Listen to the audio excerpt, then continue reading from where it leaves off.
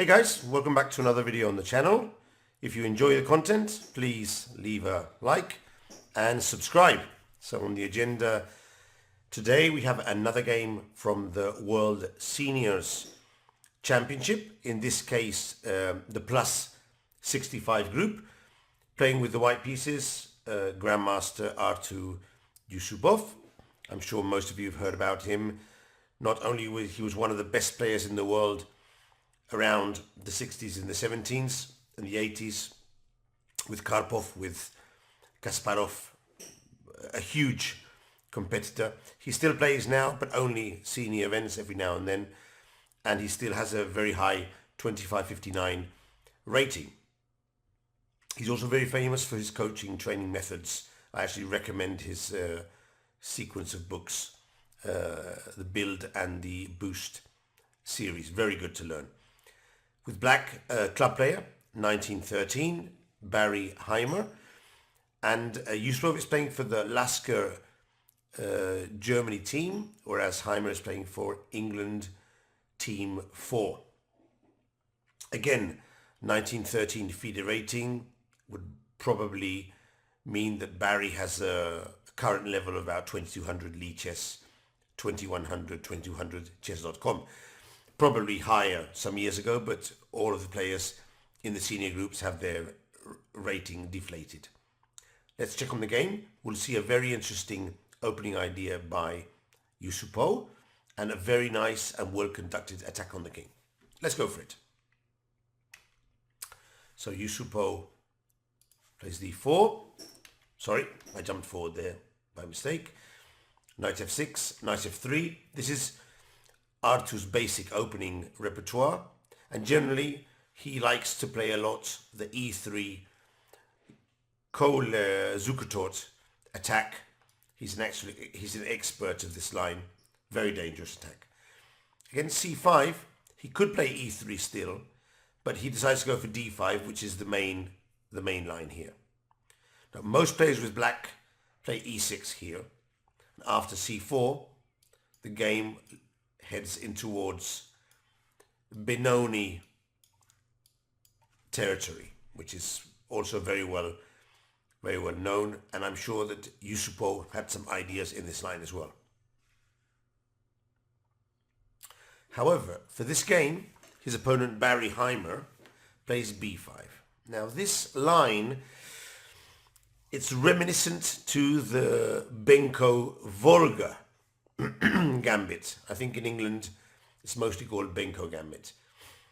In other countries it's called the Volga gambit. Benko after the American Grandmaster Pal Benko. So normally the Benko gambit would arise from this move order. Here black sacrifices his queenside pawns to get very rapid and good development. It's a very interesting line. I think at lower club level, it's especially good to win points with black. But in this position, there isn't a pawn on c4 to be hit. So there are some differences, and one main difference is that sometimes white can advance the pawn on e4, hitting the pawn with the bishop. And another difference is that white can sometimes play a4, and when the pawn advances, we have a very nice square for a minor piece, either bishop or the knight on c4. So these are some of the differences. Having said that, it's a main line, popular, interesting, not necessarily bad. And also here, black is not sacrificing a pawn. Jussupow plays bishop to g5, which is a good move. We develop the bishop. In some lines, we threaten bishop takes knight.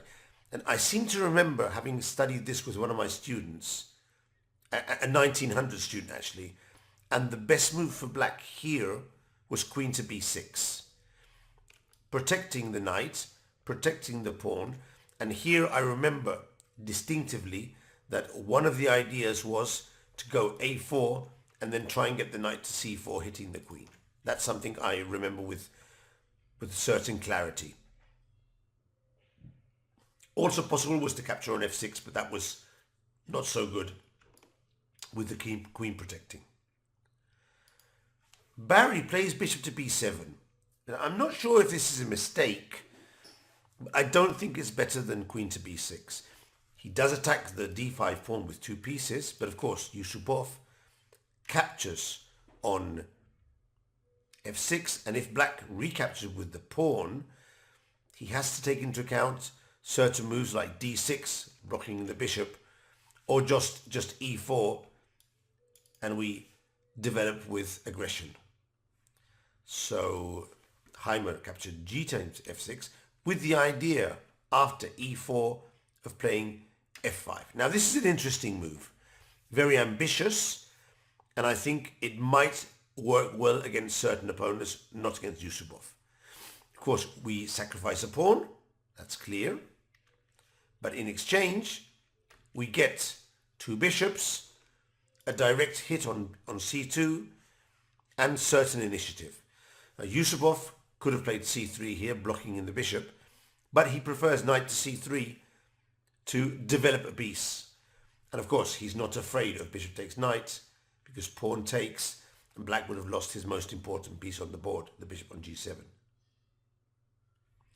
The computer suggests that the best move for black here is queen to a5. I find this very logical, because we threaten the knight with two pieces, and at the same time we protect the pawn on b5. Instead, Hymer preferred queen to b6, which also sort of protects the pawn, but it's not so aggressive as queen to a5.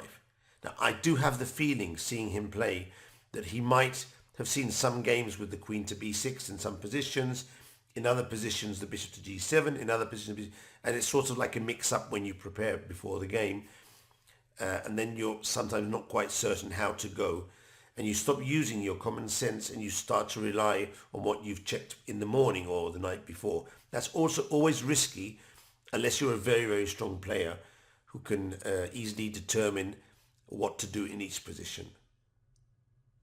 Of course, if bishop takes b5, white would drop a piece after bishop takes c3 check. This would be a huge blunder. And also, if knight takes b5, Hymer had prepared a6 and queen takes b2. And true that the knight does land on c4, but there is some compensation on the dark squares. So Jussupow, in my opinion, very intelligently just decided to develop the bishop and get his king into safety as soon as possible. At the end of the day, he does have an extra pawn, which still has to be compensated. a6 protecting the pawn on b5, castle, d6. Black is trying to get his knight to the king's side, where he would have a decent position. He's a pawn down, but he does have the pair of bishops, which is okay. So Jussupow plays aggressively with a4.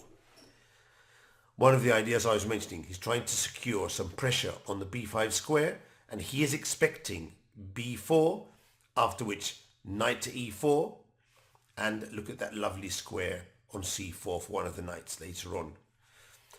He does return the pawn, but he will get quite a bit compensation with moves such as f6.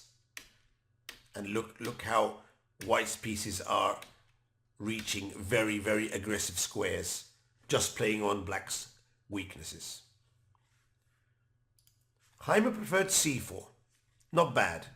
He blocks out this bishop, opens up the diagonal for the queen, and also at some point might reach c5 with a knight. This is okay. Pawn takes pawn, rook takes rook, bishop takes rook. Now, as you all know, this section of the channel, the Play The section, features on openings and on miniature games. So this game actually finishes in 6 moves.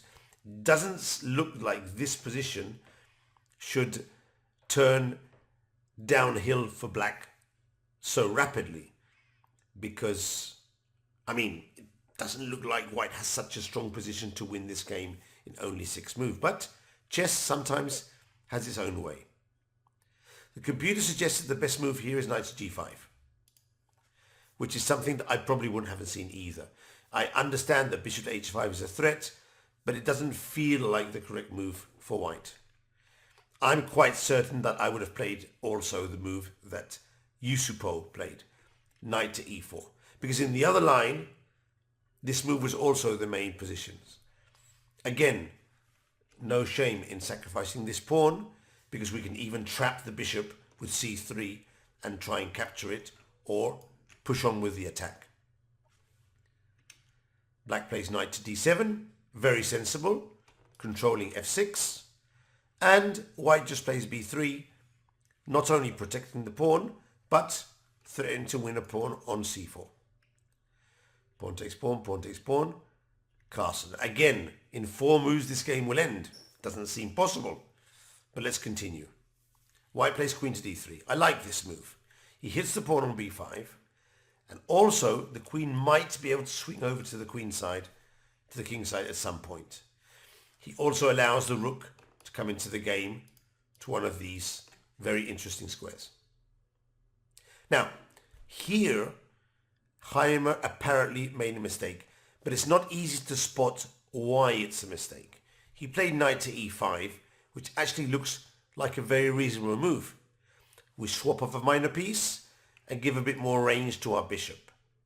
The problem is this is a mistake, and I'll explain to you now why it is a mistake. The correct move, according to the engine of course, would have been to do the same thing but by c5. And the reason is very subtle. When we capture, we can bring a pawn to the center. And even though we lose the pawn on b5, we'll pick up the pawn on d5. And really, I don't see black losing this ending with the 2 bishops, a double pawn, and limited material. I think black should be able to hold this position. Moreover, against bishop to c4, for example, black would do well to exchange on f3, put the bishop on d4, the king will go to f6, the rook will go to b8 or d8, and this is just a position which white will not win. His extra pawn, has very limited value. I could even see certain scenarios here where black could take over the initiative, although the game should be a draw. Now, why is knight to e5 a mistake? The reason is that after we exchange the knights, the white king is already certainly a bit more exposed, and we've allowed the queen to swing over without having to move the knight. Now, this might not seem important, but bearing in mind that the black bishop is shut in on the queen side, and that the black queen can't transfer to the king side rapidly, this could be dangerous. White has a queen, a knight, and a pawn against a weakened king. Now he goes rook to d1, a very good move. Now he is threatening the pawn on b5, because he's protecting the d5 pawn. Also, when he swings his queen, the d5 pawn will be protected. And lastly, he might be able to use the rook for the attack as well. So this is a very good move, rook to d1, a multi-purpose move. And here comes Barry's final mistake. He has to ditch the pawn on b5, accept a worse ending, and somehow get his rook into the game as fast as possible. Maybe another option would be to hide his king. But he didn't do that. He played e6, and this is just not the move, because he's just weakening his position even more. Now, if f6 comes, it will be a killer. So e6 is actually quite a bad move. Of course, I'm sure that Hymer, with hindsight, will realize this. But as I've said many times, and this is not trashing the player who loses, it's happened to me, it's happened to all of us. During the game, you play your moves with certain ideas in mind. And only after the game, having lost, you realize these ideas weren't correct. And that's why you lost the game. Now, the only thing you can do is to understand why these mistakes were made and try to improve on these mistakes. It's not so easy saying, oh, I'm so bad because I played at e6. But you played it because you thought it was good. He probably thought, if white captures the pawn twice, look, my rook is now in play. The bishop can capture the knight, and maybe my queen can land on f2. So you start seeing things which you like, and especially with pawn moves, you sort of sense that your opponent will do the captures you want. But many times this is not true. And this is one of the cases. Queen to h3, fantastic move. Now, there's no time to capture the pawn on d5 because the knight is landing here and this is crushing. So unfortunately, Hymer has to make a weakening move, h6, just to protect this square. And of course, if queen takes the pawn, then we might have time to either drop back with the bishop to protect, or maybe find some other way of getting some counterplay. I do think that bishop g7 is probably the best move here. But Jussupow found an even better move. Instead of queen takes pawn, he plays f6, threatening queen takes pawn. I think it was Tarash who said that the threat is stronger than the actual execution of the move. And here, Hymer decides to resign. He's going to lose at least a piece, even more, because the pawn on h6 is threatened with the mate. Also threatened is queen to g4, queen to g7, and that rules out any moves such as bishop takes pawn because we just mate him with queen to g4. Of course, if he sacrifices the piece, that's more or less the same as resigning. So his defenses would be bishop to f4, but this loses to the check, take, take, take, and mate on the next move. And more importantly, king to h7, trying to sidestep these threats. And here there are several moves to win. Knight to g5 wins, but the most cleanest way is bishop to d3, threatening the discovered check. And after, for example, bishop to f4, check. With the knight here, we block off the bishop defense, and it's game over. So the resignation was completely correct. And I would say that in this game, Jussupow has done a very good job of developing with the initiative. Every move he played to develop was either to attack a pawn or to transfer one of his pieces towards the king side. And I would say that Hymer needs to improve on identifying the moments where he could sacrifice a pawn, the b5 pawn, and head towards an endgame without queens. That's especially important and something that a lot of amateur players don't do enough. Master players realize this and do it very often. When you're being attacked or you're going to face a strong attack, always think of the option of giving up a pawn, exchanging queens and going into an ending. But try and make sure that the ending with the pawn down gives you enough chances to hold, based on his opponent's double pawns or certain minor piece structures or configurations. So, I hope you enjoyed. I'll be in Cyprus, as I said the other day, while you're watching this video. These are pre-recorded videos before leaving for Cyprus. And what I'll try to do is, if there are any good miniature games in Cyprus, I'll bring them to the channel from there. And also, I want to open up a new section called the Endgame Corner. So if I see any interesting endgames, they'll also be featured on the channel. Meanwhile, have fun, improve, and we'll see you soon in the next video.